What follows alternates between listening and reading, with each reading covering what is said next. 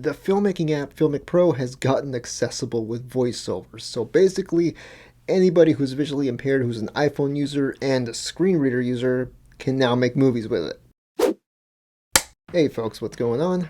So in case you don't know, Filmic Pro is a filmmaking app which shoots footage in 24 frames a second, aka cinematic quality. This is something that the iPhone native camera cannot do at the moment, so if you want to shoot in 24 frames a second, Filmic Pro is basically your best bet. Almost every single TV show and movie has been shot in this frame rate. Now, I've actually shot a few videos with this app in the past, and even a couple short films. Good luck trying to figure out which ones are the ones that I shot with that app. When I first heard about this update for voiceover compatibility, I was really surprised because I didn't ever think that Filmic Pro was ever going to be, to have that control with voiceover, but when I downloaded it, I was like, okay, this is pretty cool. I really think this is a huge step for those of us who are blind and visually impaired who want to create visual content. So I'm not going to go over every single detail and feature of Filmic Pro because it would just be too long of a video. So I'm just going to go over what is voiceover compatible, what I like about it, what I don't like about it, what can be tweaked.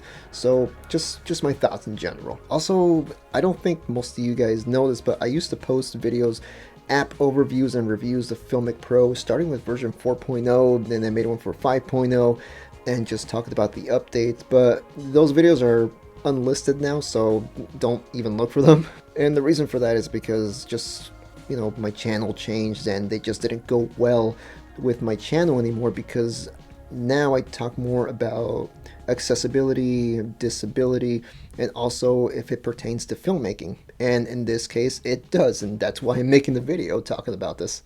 So here's the Filmic Pro interface. So I'm going to start by finding the record button, which is at the bottom right of the screen. Record button. Start recording. Now I'm not going to hit record by double tapping, but just letting you know that it is at the bottom right of the screen just to get your bearings. So now I'm going to swipe to the left. Library button. And here's your library. You double tap on that to go to basically see what you've just filmed. I'm going to swipe left again. Settings button. Settings. I'm going to double tap here. Resolution button. And this brings up a window full of different items to choose from. I'm not going to go through all of them. I'm just going to go through the first two. So I'm going to double tap on the first one, which is frame rate. Resolution button. Resolution. Selected. 16:9 button. It's at 16:9 right now, so I'm going to swipe to the right to get to the next one. 17:9 button. 17:9. 3:2 button. 3:2. 1:1 button. 1:1, and so on. So I'm going to keep heading downwards. I'm going to keep swiping to the right until I get to 2.2 1 but 2.76 1 4 3 2.39 1 crop source to overlay dim button. HD 1080p adjustable. Swipe up or down with one finger to adjust the value. 1080p HD, that's what I have it at right now.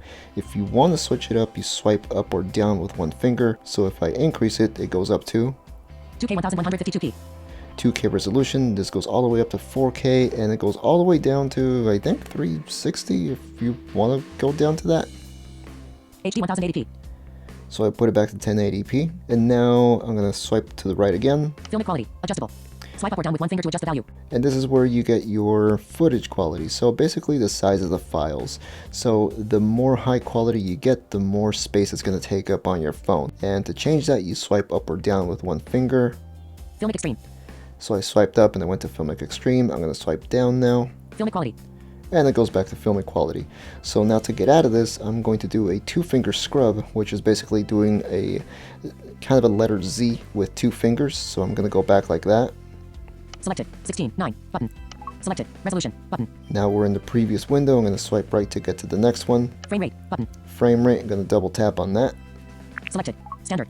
So this is where you choose, how many frames you want to film per second, etc. So right now it's at selected 24 frames per second button. 24 frames a second, and you have a few other options like 25, 60. I think you can go up to 240 here. 25 frames per second button. 30 frames per second button. 48 FPS button. 50 frames per second. 60 frames per second. 120 frames per second. 240 frames per second button. So yeah, if you want to go like super slow motion, you can do 120 or 240. Time lapse. If you want to do time lapse, you have that option too. Button. 24 capture FPS. And here, basically, it's the frame rate that you want to capture and the frame rate that you want to play the media back in. So just letting you know, those are two separate settings, but make sure that you're picking the right ones. But the reason why I'm here in the first place is because in order to adjust these, you don't swipe up or down. Instead, you have to go to these button. Yeah, it would be better if you can just swipe up or down, because when it's just labeled button, it could be anything. So hopefully that gets tweaked in the future, because that is something that that is definitely a problem. Okay, so I'm gonna two-finger scrub to go back to my main menu. Selected. Frame rate. Button. And like I said, there's a bunch of other settings here that you can explore. There's even a guide on here that takes you to their webpage. But like I said, I'm not going to get to that. So I'm just going to go back to the main interface. So two-finger scrub. Selected. Bitrate. Filmic quality. 378 minutes remaining. Okay, so now I'm going to make my way back to my settings button. And one other problem I see here is that when you're swiping back and forth, it kind of doesn't navigate you naturally, or in a natural way. It kind of jumps around. So sometimes you're in the bottom middle of the screen, sometimes you're in the bottom left, sometimes you're in the bottom right, and doesn't feel very linear. So you kind of have to explore around with your finger. So now I'm gonna try to swipe my way to the bottom middle of the screen. Analytics button. Manual mode button. Toggles the focus and exposure arcs. Okay, speak of the devil, this jumped me to the bottom left of the screen, so I'm gonna have to find my way with my finger to the bottom middle of the screen. Recording time, 0 seconds. Okay, so recording time. This basically, is, if it was recording, the time would be running on here. 24 frames per second. 1080p. So I'm swiping right. Manual mode button. Oh, Toggles the focus and exposure arcs. let me swipe left again. 1080p. 24 frames per second. Recording time, 0 seconds. Bitrate. Filmic quality, 378 minutes remaining. So it's basically just repeating a bunch of the settings that I just went through, that I just modified in the bottom middle of the screen. Okay, so now I'm going to head to the bottom left side of the screen here. Bitrate. Bitrate. And there's another problem. It kind of just, it kept me from going anywhere. Okay, so now I'm going to have to manually find my way to the bottom left of the screen again. Analytics button.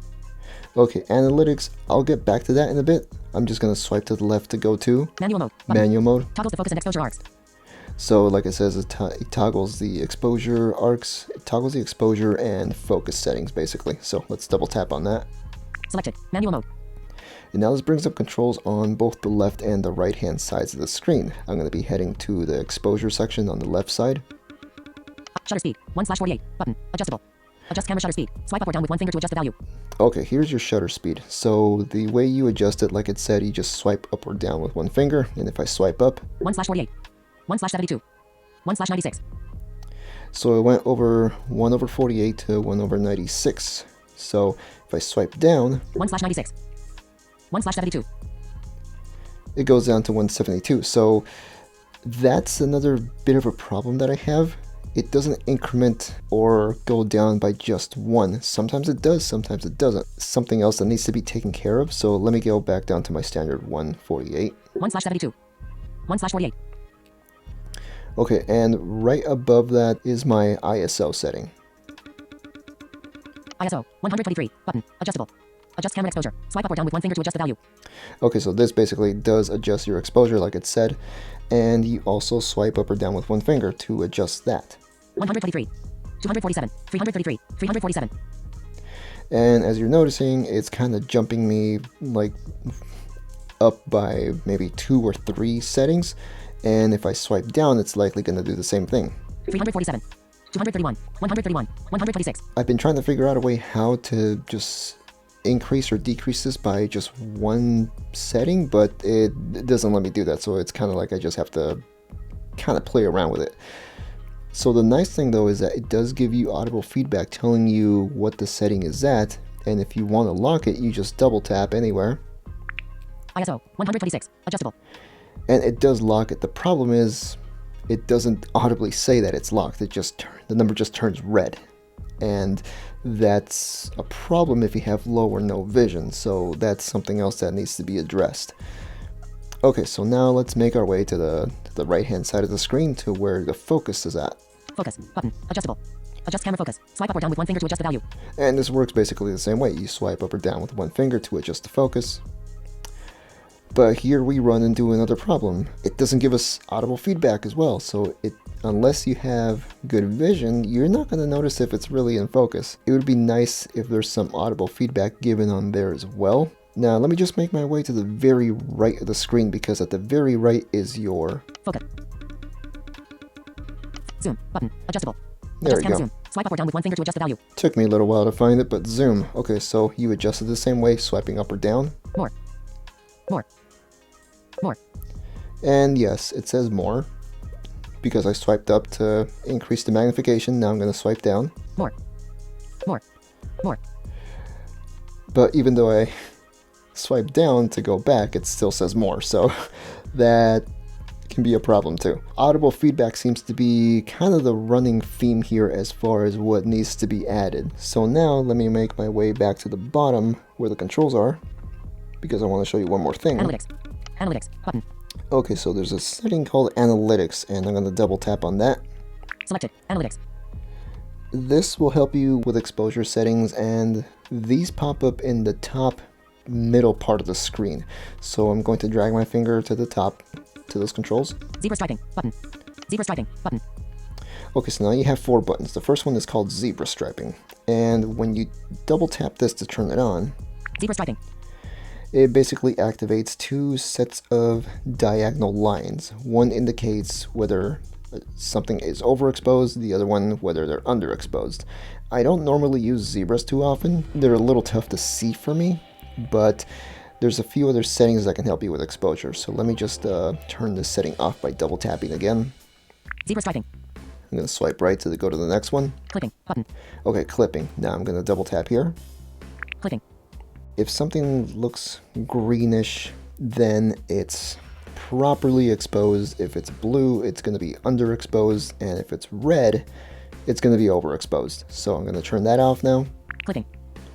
Okay, so I'm going to swipe right. Luminance button. Luminance, double tap Luminance. on that. Okay, this one you can tell better. Same thing. If it's green, properly exposed, it'll show up on camera pretty well. If it's blue, it might be a little too dark. And red, it's going to be overblown. Okay, so let me turn that off. Luminance. And now I'm going to swipe right to go to the last setting. Focus peaking button. Focus peaking. Focus peaking. Now I'm going to recommend turning this on, especially if you're going to use the focus setting, because what this does is it basically makes an outline for any object that is in focus. So if it goes out of focus, that outline will go away. This can be good if you have some vision, but it's a little tough even for me to see. I have to put my face really close up to the camera in order for me to even notice anything.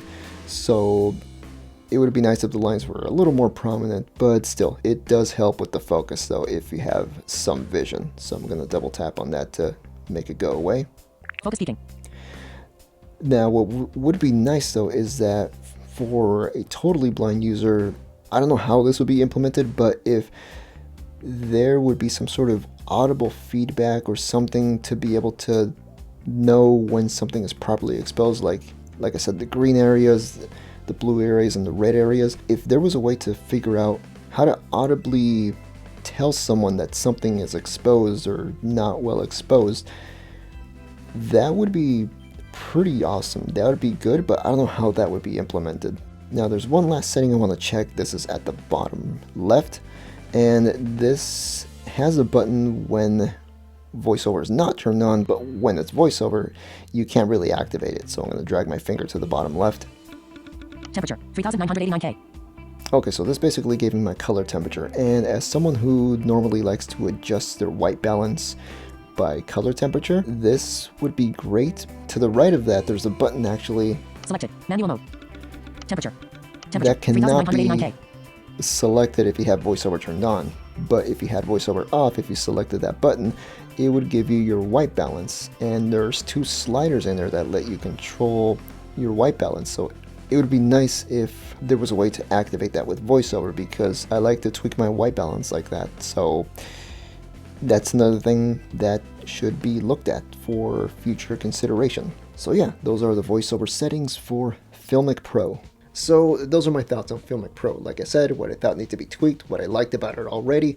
And you know what, to be fair though, I'm treating this as a first generation product, or at least the voiceover compatibility feature, and I'm hoping that things become more accessible, and I really do hope that at some point this app also becomes not just something that visually impaired people can use, but something that someone who's totally blind can use to make a movie.